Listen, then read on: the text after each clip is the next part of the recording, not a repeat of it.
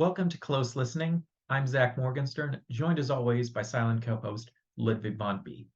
I really like the Phil Collins album Face Value, and I recently listened to and enjoyed and did a review of another of his albums, No Jacket Required. So I went back to the library and thought, I'll give one more Phil Collins a try, and ended up getting out, but seriously.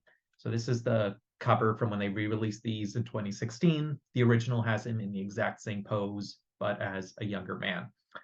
And I listened to this one and decided it was distinct and interesting enough that I definitely couldn't, go through this experience and not come out with a review. So the title, But Seriously, seems to suggest that he views this as a more serious album than his previous projects, both in terms of some of the musical ambition, but also in terms of the tone of the song. Phil Collins was, of course, the drummer and eventually lead singer for the band Genesis, which is a progressive rock group, meaning not always conventional melodies, not always going for the hits.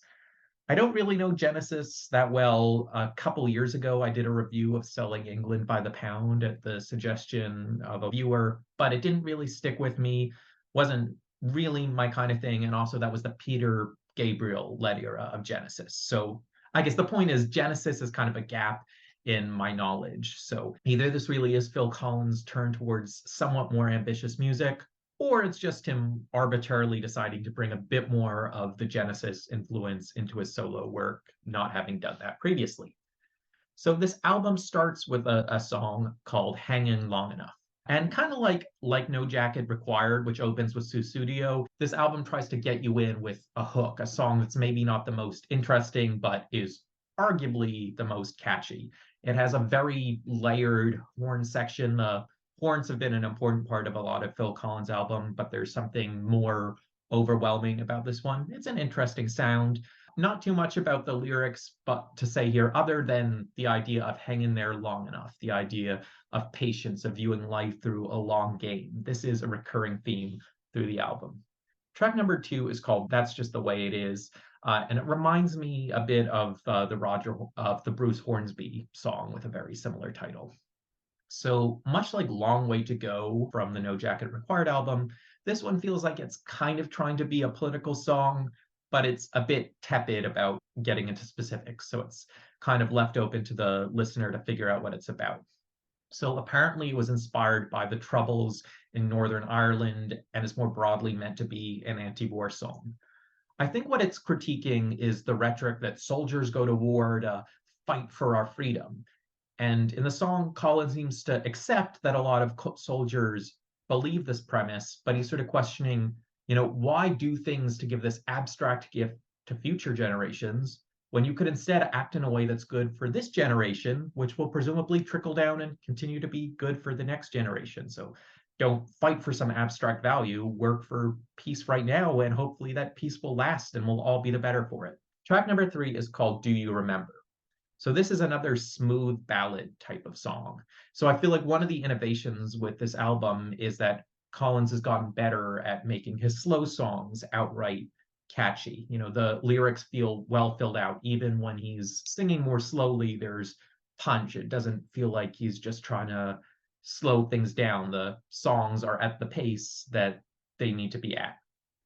Lyric wise, this one seems to be nostalgic, yet not about a relationship, but about the sad breakup at the end of a relationship. So it's a kind of confusing nostalgia. And I was recently thinking about this broad sense of happiness I had a few years back when I felt like I was discovering all these hobbies in myself. I was enjoying making music and doing art. And then I was thinking about it and realizing that time in my life was a very sad time. Some sad, scary things happened. I was under a lot of stress for a variety of reasons.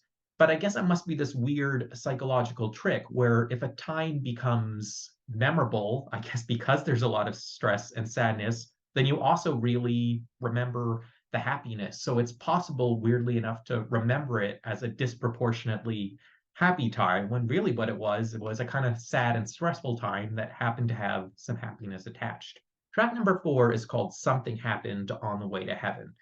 And this is a difference between the CD edition and the vinyl. I guess these albums were coming in the transition from the sort of true vinyl era to the modern CD era. So the vinyls were limited to however many tracks you could traditionally fit on them, whereas with the CDs, he was trying to include a bit more, and this led to moving the track listing around.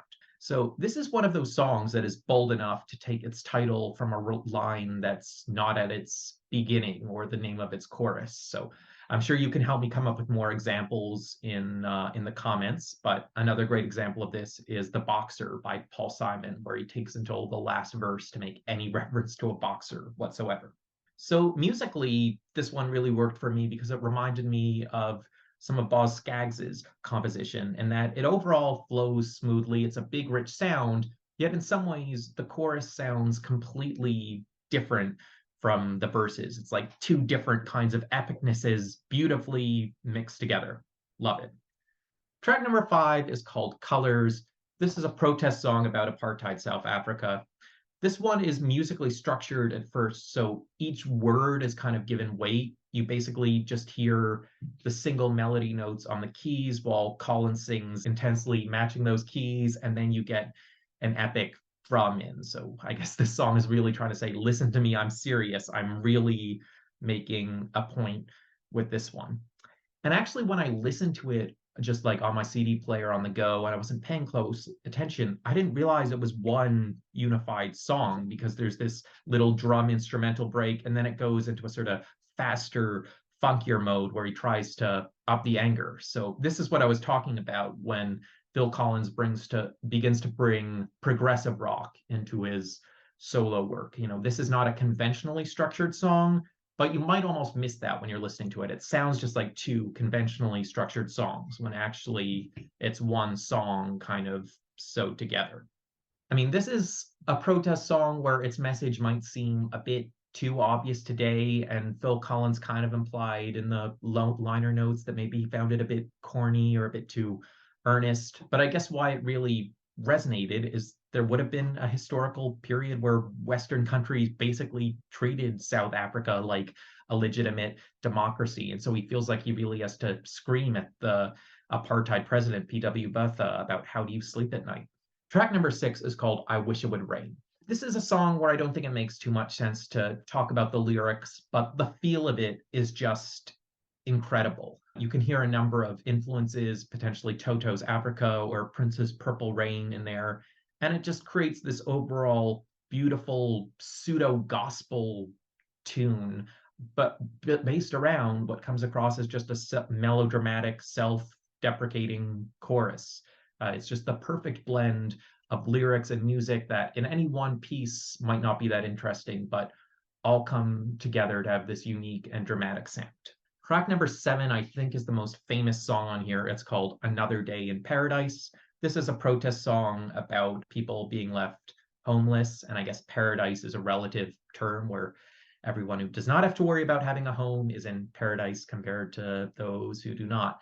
The most memorable thing about this song is actually this riff that plays between each verse. You know, it's hard to interpret music, but I think maybe what you're supposed to hear is it's very obviously on a synth and not an acoustic instrument, implying the digital synthetic modern world. And also there's no like swing or syncopation or whatever. The notes line up very closely with the rhythm, as if to say just going about business as usual. So track number 8 was not even on the vinyl, which is a surprise because I thought it was quite a good song. It's called Heat on the Street.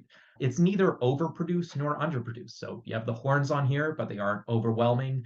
There's a nice sort of medium volume guitar sound in the background. It overall has a kind of cool feel while still having some emotional weight behind its lyrics.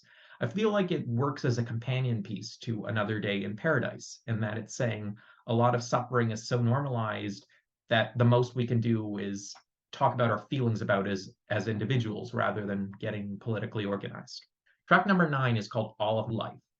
This is another song that deals with the subject of regret. Instrumentally, it has a bit of a different tone. It's mostly based around a muted guitar, save for an explosive bridge.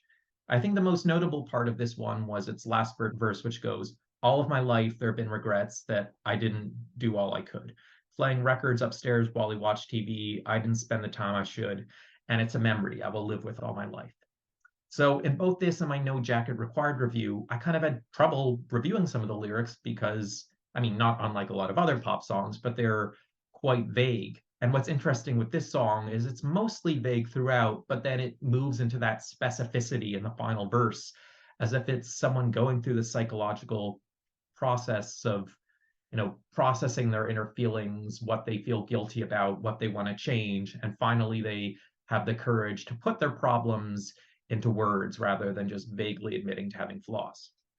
Then we get an instrumental called Saturday Night and Sunday Morning that's largely focused around trumpets. So the easy interpretation of this one is wild Saturday night of partying, feeling not great, maybe hungover on Sunday morning. And indeed, half of the song is sort of very fast paced, and the next bit is a moderately paced jazz groove. And I don't know, maybe this is the problem of translating ideas into music, because the problem is I hear the jazz groove and it just still sounds like a fun night at the club, just a slightly different hectic thing. And maybe my positive reading as a non-drinker who kind of wishes more people were like me, the message of the song is not get drunk on Saturday, be hungover and miserable on Sunday. It's have a wild night on Saturday and then wake up feeling happy and cool on Sunday. I don't know. Track number 11 is called Father and Son. This is a father giving advice to presumably his teenage son on not being afraid to have relationships, even though a lot of relationships are likely to fail. There's a high risk of heartbreak. And I think this song is made most effective by the context of the album, because there have been a number of songs about relationships falling apart and the singer having the sense, I failed, I have to hope for someone to come back to me. And indeed, the final track, Find a Way to My Heart, has the most epic instrumentation of any song on here. There's a rumbling sound at the beginning as if it's in an action movie, but it just repeats this theme we've heard ongoing through the record of love is a long game and there will be conflicts, and maybe the best way to get over the pain is to have the sense, well, maybe we're not compatible in this moment, but this does not mean in one way or another we won't find connection in the long term. So overall, was this album as straightforwardly fun or enjoyable as Face Value or No Jacket Required? No, but a lot of these songs felt interesting. You definitely sense Phil Collins is growing as a songwriter, and I would absolutely recommend a sort of broad cross section of people give this one, a listen and let us know what they think. I'm Zach Morgenstern. This is Ludwig von B. See you next time.